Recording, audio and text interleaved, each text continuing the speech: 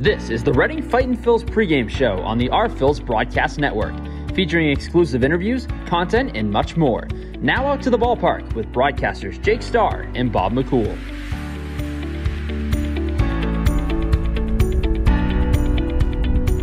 A very good evening and welcome into the pregame show on the Fightin Phils radio network. Jake Starr, broadcast partner Bob McCool. Bob, first time with just us on the pregame show this season.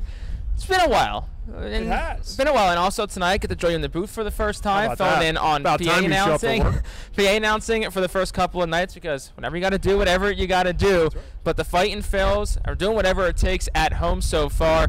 2-0 record at home. They've won 3 of their first 5. They're over 500 for the first time since 2019. But last night specifically, just a lot to be happy with. I think I said it to you earlier. It's a really well-played baseball game. Yeah, it was. They took advantage of some mistakes made by Poland, some base running. Great base running, actually, on the base hit by Jose Rodriguez. Robert Moore takes the extra bag, goes to third. Rodriguez moves up behind him, and it turns out to lead to 2 more runs because a wild pitch and an error and a catcher gets them 2 runs. Instead of a 2-run inning, now it becomes a 4-run inning and a 4-run lead. And let's piece this together. Let's start with the pitching last night, because I think that's something that really stood out. And let's talk about Lachlan Wells, someone who hasn't played affiliated professional baseball since 2019, was released by the Twins a handful of years ago, and then after that went and played Australian baseball. Really good season last year, 6-0 record, .84 ERA in the ABL. Same team as Nick Ward, Rickson Wingrove, Kendall Simmons, a bunch of Phillies prospects, current and former on that team. But what did you like about Lachlan Wells last night in his 5 innings of work? Well, I mentioned this during the broadcast. What it does for me is it reminds you as a baseball fan that you don't have to throw 98 to get batters out. It brought me back to David Parkinson, is what it really reminded me of, because of the left-handed pitcher that Lachlan Wells is and David Parkinson was. And a guy that just figures out how to get guys out. What impressed me the most about the entire game was he gave up a solo home run to Matthew Lugo to start the 3rd inning. Got an out, and then walked back to back. It looked like he just kind of lost a spot in his delivery in some regard. All of a sudden, he started to get a little bit wild. Phil Condary, pitching coach, came out. Whatever he said to him, it worked, because then he gets Marcelo Meyer, the #1 prospect in the Red Sox organization, standing at the plate with 2 on and 1 out, gets a ground ball double play, and gets out of the inning. And from that point, Lachlan Wells was just fine. So whatever it was, whatever settled it down, he got that groove back. And he just figures out a way to get people out. He keeps you off stride. You don't get a good contact out of it. He's not throwing hard, but yet he had to have broken at least 3 bats last night. So again, it shows you that location and pitch and keeping batters off stride is how you get guys out. And the bullpen comes in, 4 shutout innings of work. Ryan McCollum finishes it in the 9th. Thought the bullpen looked really good, but for tonight we go from one crafty lefty to another. Matt Osterberg, as we finally make our second turn through the rotation, gets his second start. 3 2/3 at Bowie on Friday. Didn't have his best stuff, but he found a way to work out of a couple of jams and give the Fightins a chance to win that game. And tonight, same thing. He's going to look to do the same. Well, he fits into what the Phillies are trying to do right now, it seems, across the organization. From top to bottom, they've been talking about getting guys who are throwing strikes, and that's what Matt Osterberg does. He doesn't get himself in trouble with walks. Good control pitchers.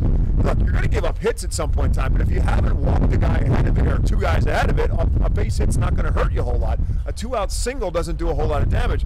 Even a solo home run doesn't do all that much damage. So, but if you're putting guys on base with walks, it changes the complexion of the game and makes you work that much harder, because you got to throw that many more pitches. And all of a sudden, you're 100 pitches in, and you're just getting to the 5th inning. So Matt Osterberg's not that kind of guy, because he's not going to get himself in trouble with walks. And now to the offensive side. Really impressive offense tonight. The last couple of nights they fought back from behind.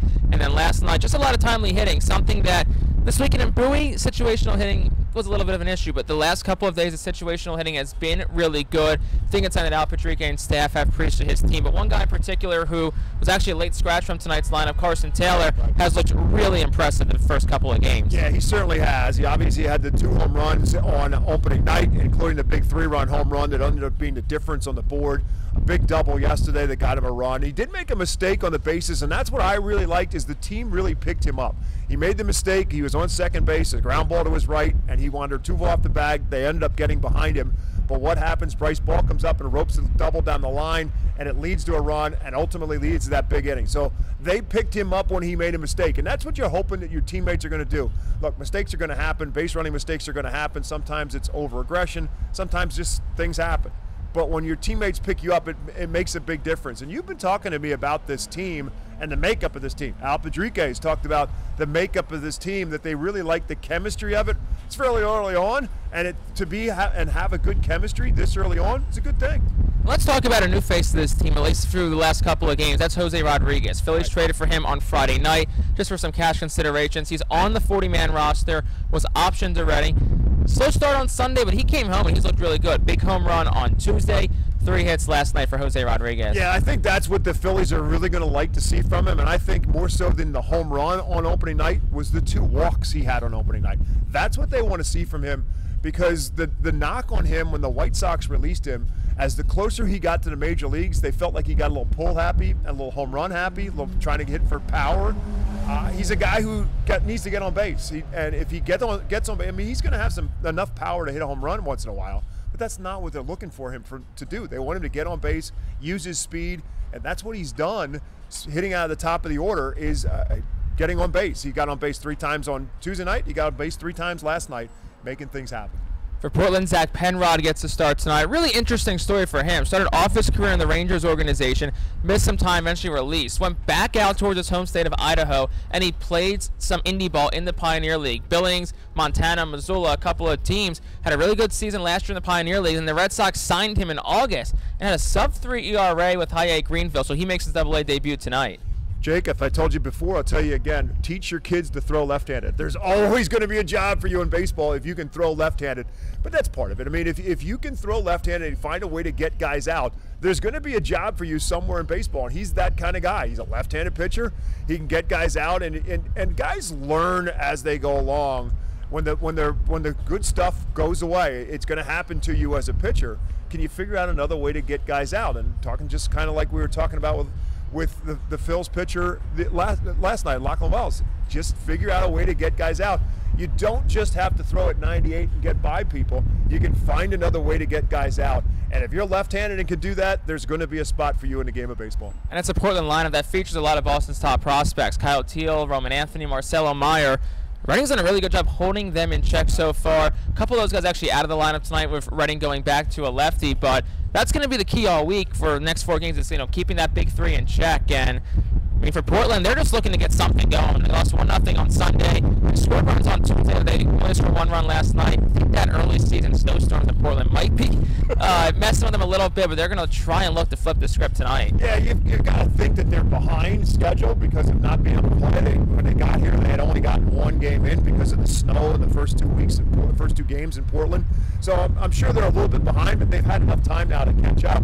So whether it's what the Phillies have done pitching-wise or whether they just haven't got off to a good start, but you seize the moment. If the other team is struggling, no reason why not to take control of the series. The Phillies have a chance to take control of this series right out of the gate. They've already got 2 games under their belt. You want to win games at home. That's obviously the thing that could avoided this team so much last year. They just could not win series at home. You're already in a position right now. Worst case scenario, you take tonight's game. The worst thing that happens is you split the series with still 3 games left to go. So this is one of those moments where you got a team down, step on their throat, and try to put some more damage to them. So you talked about some keys, but if we're to sum it up, do you have any more big keys for tonight's game for the RFLs? Obviously, with what's going on right now, you can probably see it with us. There's a lot of wind going on here. It's shaking right now. It's blowing out. So how the weather impacts this game, hopefully we're going to get this entire game in. There's not going to be any stoppages. But regardless, that's going to be a piece of it. It's going to be keeping the ball in the ballpark is going to be part of it. Right back to what we were talking about before. Because the wind's blowing out, you got to figure at some point in time, one's going out. Don't put anybody on base ahead of time. So get some good innings out of Matt Osterberg and let the offense take care of itself. I think the one piece of the puzzle that hasn't happened yet tonight, sooner or later is going to have to happen, is Carlos De La Cruz. I know exactly where you're going with that one. He seems to, and like you said, the wind is howling. It was going out towards left foot earlier. Lefty Marcus Lee Sang hit one off the video board in batting practice today, so you know the wind is blowing out that way. Redding 2 in a row at home, 3-2 overall. They're going to look for their 3rd straight win tonight, and you can catch it all coming up next. First pitch a little after 6:45 on the Fightin Phil's radio network. For Bob McCool, I'm Jake Starr. This has been a pregame show. Line up some first pitches coming at you after this on the Phil's radio network.